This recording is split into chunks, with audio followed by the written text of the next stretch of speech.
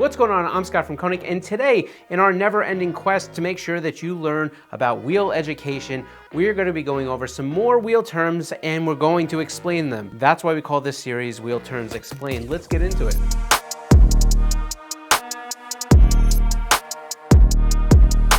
So I guess it's good to mention that we've done about 6 or 7 of these already. So if you're looking for any wheel terms or you're not sure what certain things are, looking for some wheel vocabulary, explore the channel, see what else we have already covered in previous episodes. So today we're going to be talking about terms that are related to forged wheels. So we're going to be talking about tensile strength, metal fatigue, grain structure, forming pressure, and we're going to do an honorable mention on C channels. Let's explain to you real quick what goes into the forging process and what makes a forged wheel maybe different than some of the other traditional cast wheels and flow form wheels that we've spoken about before. So let's talk about the forging process in its kind of basic nature. Essentially what happens is you're going to see that we're going to take an aluminum billet and then it gets pressed into a forged mold or over a die set. Now what that's going to allow it to do is get us to a starting point where that forged material has been pressed. So what that leaves us with is essentially what we refer to as a forging. It's a forged profile. It basically allows us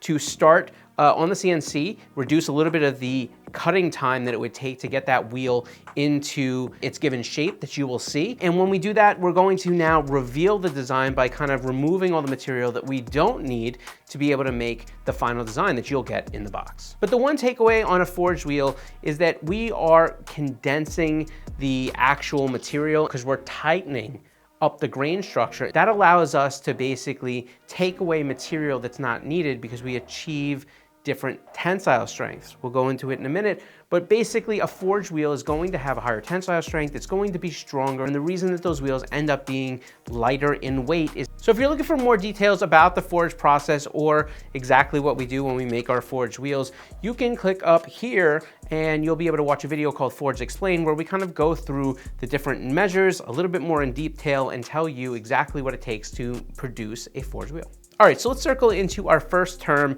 and we're going to go with tensile strength. Tensile strength is actually pretty simple. It's essentially how much pressure a material can take before it would start to break or deform. This is going to be more significant in a forged wheel because of the fact that we've compressed that wheel. That forging that's happened before we start to kind of cut the wheel away in our CNC, that's going to allow the material to be denser. A denser material is going to have a higher tensile strength. It's going to take a little bit more abuse, and it also provides more longevity for the wheel as it goes on. All right, so our second term is metal fatigue. Essentially, this is going to be kind of related to the first term. You'll see that happens a lot around here, but essentially metal fatigue is what happens to metal over time as it's kind of work hardened and it's kind of moved up and down. Remember, metal, not magic. And the reason we say that is because at some point with enough flex and enough continuous abuse, you will find any metal object will eventually reach a breaking point or start to fatigue. And that depends on your use. That depends on how hard you drive the car. It depends on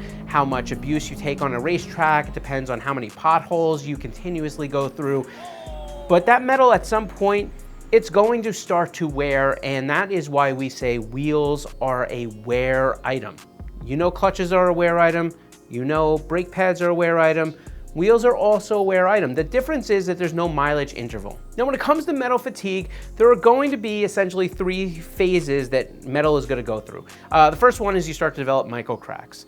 The second one is you start to have micro cracks expand. And the third one would be that the metal starts to have a breaking point. This is why continuous wheel inspection of any kind, whether it's your stock wheels, a forged wheel, flow form wheel, or a cast wheel, this is why it's so important, because wheels, if you inspect them and you look for those little tiny hairline, little cracks or anything, you catch it early, you'll stop that catastrophic break from happening, and you'll be able to get yourself into a good spot of either looking to somebody that can repair a wheel if it's feasible, or being able to replace the wheel before you happen to have a catastrophic issue out there on the road, leaving you stuck on the side.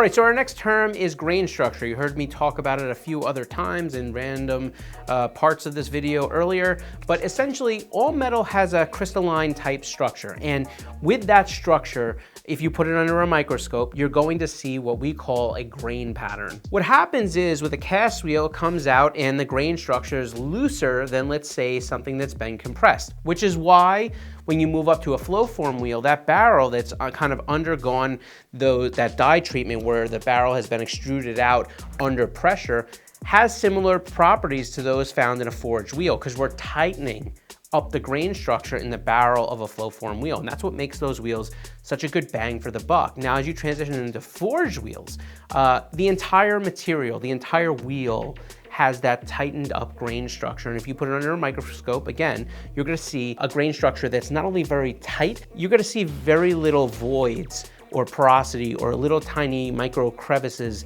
that could potentially exist. And that's what makes that material so much more strong. It also makes it heavier. Now I know what you're gonna say. You just got done telling me how a forged wheel was lighter in weight. And that's true. When we get done with it, it's lighter in weight because we can remove the excess material. So forging pressure is essentially how much that billet is pressed to. Now, there are different pressures that you'll see different forged wheels have. Now, not all of them are gonna be 10,000 tons, and just because they're at 10,000 tons doesn't always mean that that's the best that can be. It's not always the highest pressure will always make the best wheel. There's a lot of circumstance, especially when you start to get into trucks and to different genres where they use forging to less of a pressure, but that forming pressure isn't required for what they're trying to do.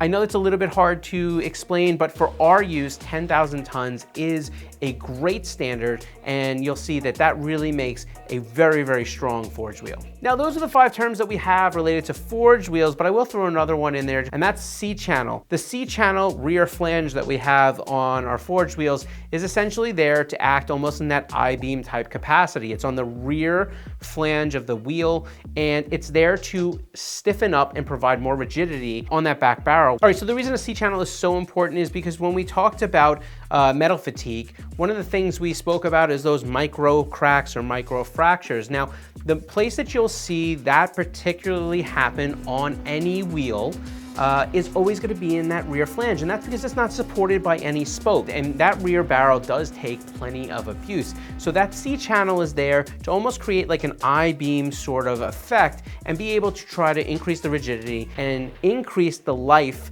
of that wheel by giving it some more longevity, especially on the barrel. And don't forget, if you're interested in any forged wheels, we have 2 of them right here. You can also head over to our website, click on the Forge tab, and be able to look at all the details and the specifications that are available for both wheels that we have out and the other ones that are coming real soon. That's it. Take care of yourself. Catch you on the next one.